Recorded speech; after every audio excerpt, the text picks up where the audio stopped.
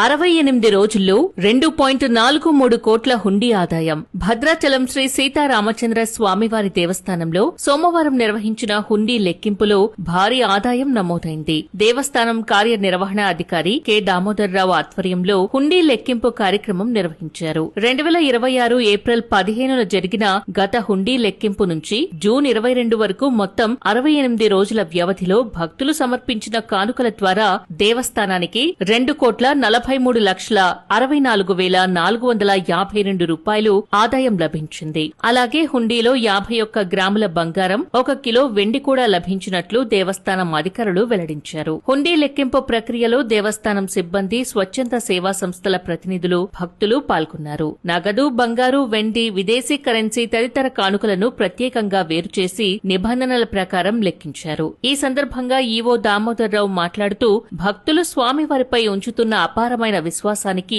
ఈ హుండీ ఆదాయం నిదర్శనమన్నారు. భక్తుల నుంచి లభించే ఆదాయాన్ని దేవస్థాన అభివృద్ధి, యాత్రికులకు మెరుగైన సౌకర్యాల కల్పనకు వినియోగిస్తున్నట్లు తెలిపారు. భద్రాద్రి శ్రీ సీతారామచంద్ర స్వామివారి దర్శనానికి నిత్యం వేలాది మంది భక్తులు తరలివస్తుండగా హుండీ ఆదాయం కూడా గణనీయంగా పెరుగుతున్నట్లు అధికారులు పేర్కొన్నారు.